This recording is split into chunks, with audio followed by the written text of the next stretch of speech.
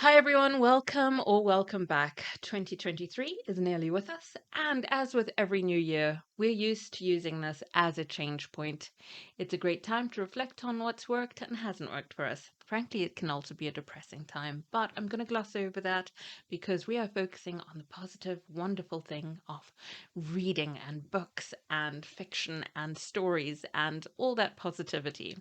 Now, I would love to hear your thoughts on what you'd like to see more of or less of on my channel. And hopefully, we have the same ideas because I am now sharing with you my thoughts for 2023. Reducing the number of highly anticipated new releases. So I am narrowing that down to 5 highly anticipated new releases. Given that I already own several unread books, more on that later. I am not planning to buy or borrow more than 5 new releases in 2023. In fact, of my highly anticipated releases, more than half of them are translated fiction. And the final book, actually, I think it's the second to final that I'm going to mention. Anyway, one of them is from a popular booktuber. So I'm out walking Milo, and I suddenly had a thought that the latest video that I didn't actually mention why I've gone with mostly translated fiction for my anticipated releases, and that is because I had put myself forward this year for just one category of the BookTube prize. And I had done 3 categories, all 3 last year, which was non-fiction, fiction, and translated fiction. This year it was going to be translated fiction only. And then I got the news that they cancelled that category. So that's why my translated fiction choices for new releases. The books are Greek Lessons by Han Kang, out in April, interwoven stories of a Greek instructor who is losing his sight and a woman who refuses to speak. Now, the premise sounds so much like what I love from Han Kang's writing. It's said to be uniquely involving, thoughtful, and an exploration of the depths and limits of human connection. Then we go on to another Korean translated fiction by Kyung Suk Shin, I Went to See My Father. 2 years after losing her daughter in a tragic accident, Hon finally returns to her house or her family home in the countryside to take care of her father. At first, her father appears withdrawn, fragile, just an aging, awkward man who is kindly around his daughter. But then Hon stumbles across a chest of letters and discovers her father's real past and reconstructs her own family history. Number 3, The Watermill House Murders, a classic Japanese locked room mystery by Yukito Ayatsuji, also out in April.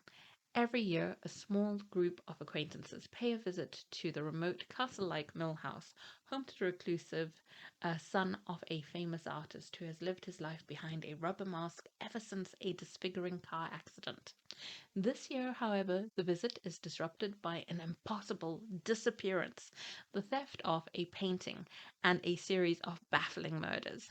So the brilliant Kiyoshi Shimada arrives to investigate. But will he uncover the truth, and will you be able to solve the mystery of the Watermill House murders before he does?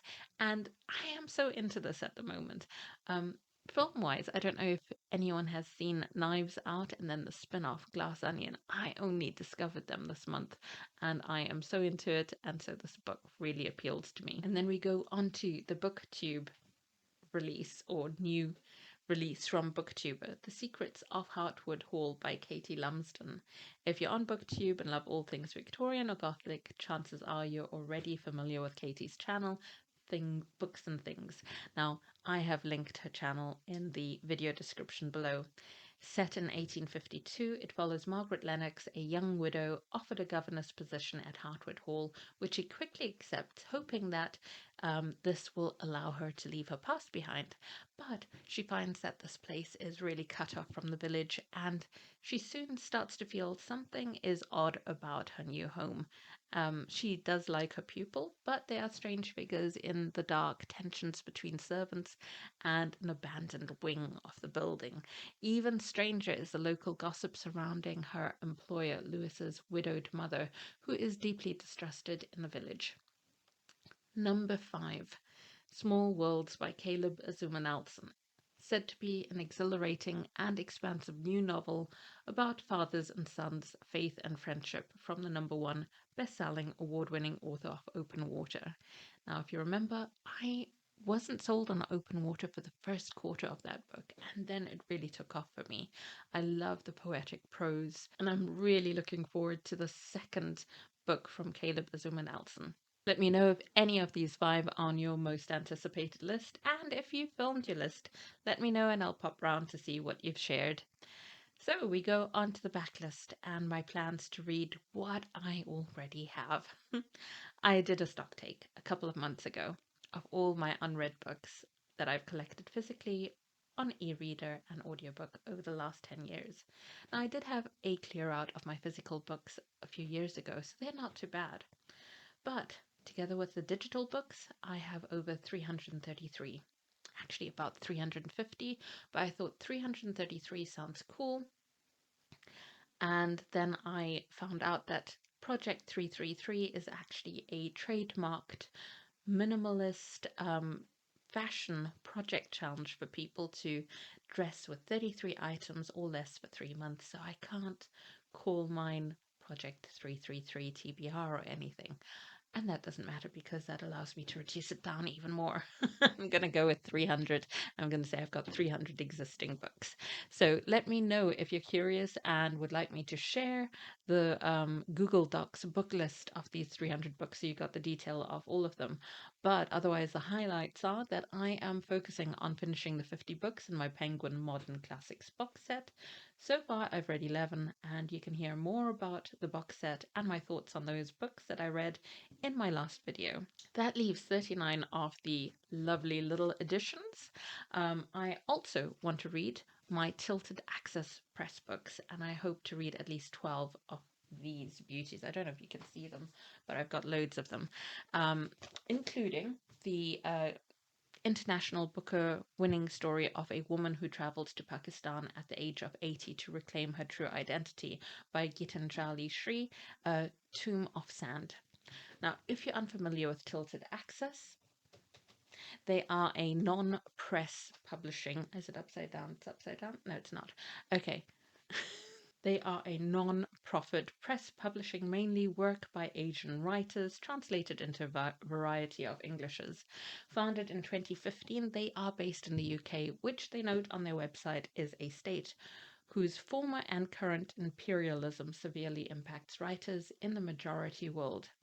The position and those of our individual members informs our practice, which is also an ongoing exploration into alternatives to the hierarchization of certain languages and forms, including forms of translation, to the monoculture of globalization, to cultural narrative and visual stereotypes, to the commercialization and celebrification of literature and literary translation.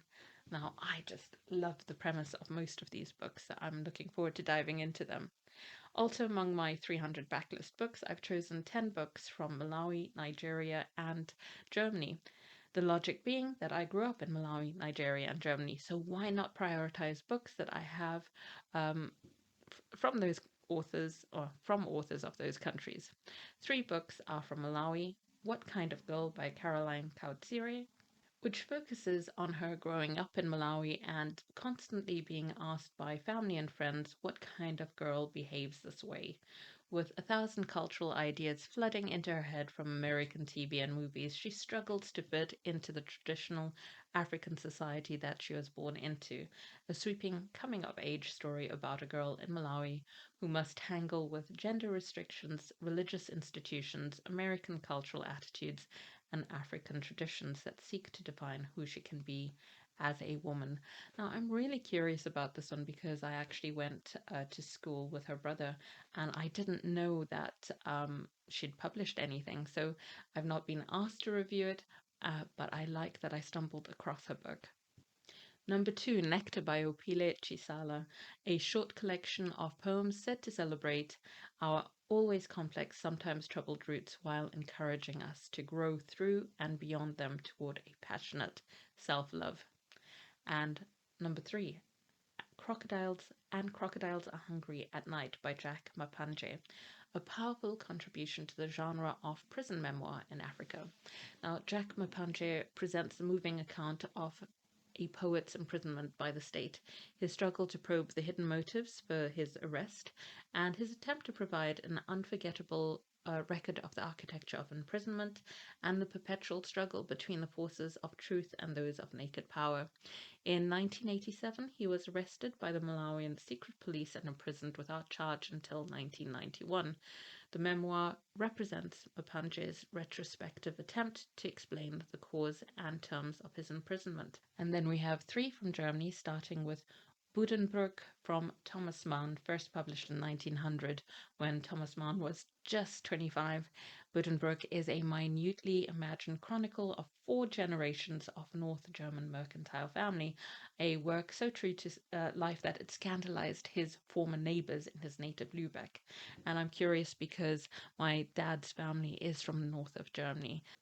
Damien from Hermann Hesse, a brilliant psychological portrait of a troubled young man's quest for self-awareness, a coming-of-age novel which achieved instant popular acclaim upon its publication in 1919. Described as a landmark in the history of 20th century literature, it reflects the author's preoccupation with the duality of nature. Now, apparently, I'll get more out of this novel if I'm familiar with Nietzsche's philosophy and Jung's theories, which I don't think I really am at the moment, having last read anything by either decades ago. So I am probably going to have to sort of like renew my understanding of those.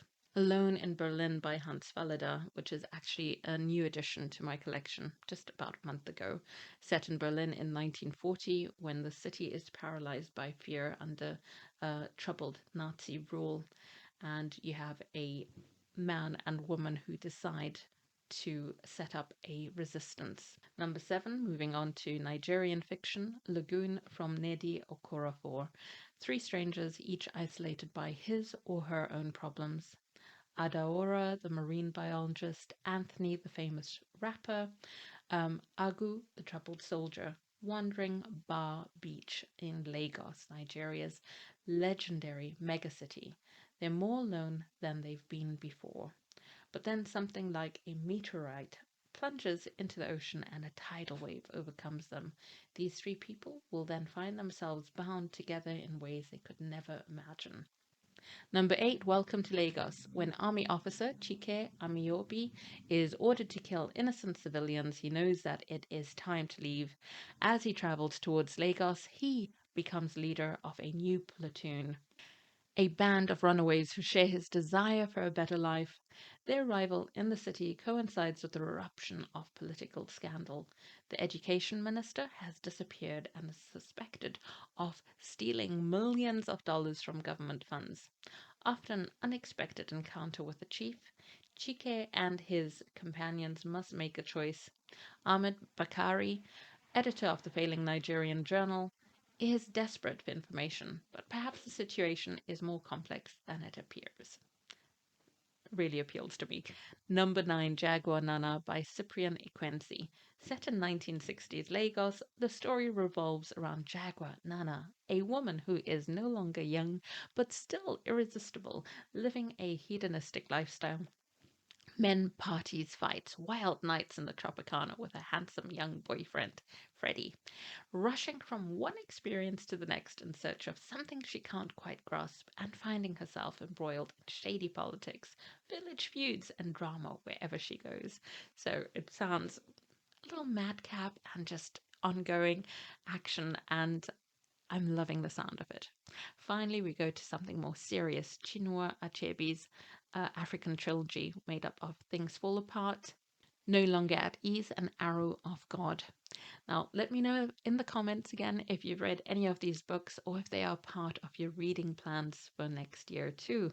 So the other thing that I realized is that I actually said I was also going to be doing some tea and coffee related reads, and thanks to everyone who responded to my community post. I have picked 4 things, so I'll share those when I get back home because I can't remember all of them. I know one's a tea history podcast, there's Tea and Murder, then there's the World Atlas of Coffee, and when the coffee gets cold. I think those are the 4 that I've shared, and I'm hoping to do more than that, but I don't want 2023 to be overly ambitious. I want to like under promise to myself and then over deliver to myself and to the channel. So okay, so someone's getting off, having a sniff around. So we are going to go. Oh, are we, Mr. Whitler? Now, the next thing might surprise people. I am not taking part in read-alongs or readathons. But there's a caveat, because we know we all love these, or most of us do. So unless I own the book, so if I own a book, I will take part. Or in the case of the classics, I will be able to get a free book on Project Gutenberg, so if I don't have to buy the book. So there's a potential. I've left myself a caveat in case I change my mind, but otherwise I don't foresee myself taking part in very many readathons and read-alongs. And I am going to be available for more buddy reads. I have enjoyed these a lot, but I think I only had 7 or so buddy reads this year, and I would like to have more. So in 2023, if you're interested in a buddy read of any of the books that I have just shared in this video, or, books that I mention in future videos, let me know. Next, I am going to review everything that I read. I will stay up to date with sharing the books I've read. Now, you probably don't know this, but I have read several more books than I have reviewed this year. They include Disposable City, which is nonfiction, Taste of Iron and Gold, LGBTQ plus fantasy romance, Please Look After Mother, translated fiction, XOXO, new adult romance, for K-pop lovers especially, The Faceless Old Woman Who Secretly Lives in Your Home, supernatural suspense, Square Haunting, nonfiction, wonderful for literary buffs, and so many more. So I will group these into recent reads videos, but there are a couple I want to do dedicated videos for. And a quick question for you all, a quick question for you all. If you review on Goodreads, Storygraph, your own blogs, or your own channels, do you find that you sometimes read too quickly to pause to review even fantastic reads? Because I'm sitting here thinking, you know what? There are so many good books that I read that I didn't get around to actually talking about. And I wonder if I'm in a minority here. And this is less a plan and more just a random opinion, because I've been seeing loads of videos popping up about slow reading, fast reading, how to read faster, how to read more, how to this, how to that. And on the subject of fast or slow, I just thought, let me throw in my thoughts on it. I think why not a mix? I'm not going to say fast is bad or slow is brilliant. Each serves a purpose for me anyway. If I want to retain details, then I'm going to read slowly, especially like nonfiction, if I want to recall those details for something else. But equally, it can leave you really mentally drained. And so I like speed reading, really light reads. I don't think there's anything wrong with reading literature that isn't considered groundbreaking or award-winning material. And when you're reading something like that, then why not read it fast? If you're not trying to remember the detail for future reference, then, just go for it. It's similar to like with films, how you can watch an epic 90, well, I say 90 minutes is epic. Let's say a 2-hour epic film, and it leaves you totally, totally drained.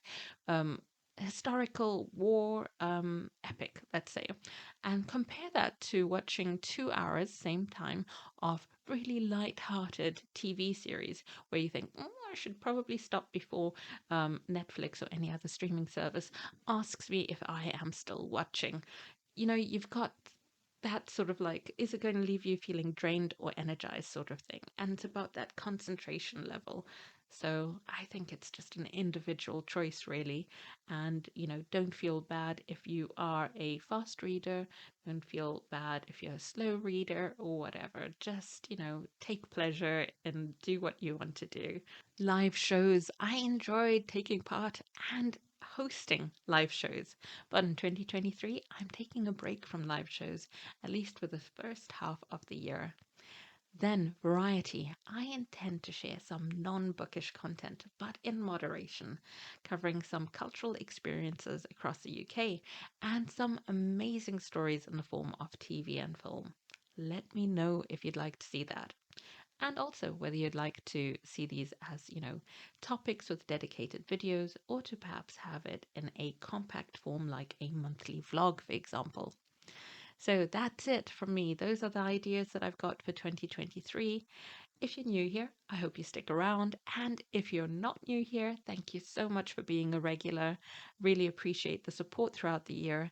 And I send to you all very best wishes for 2023. Take care. Bye.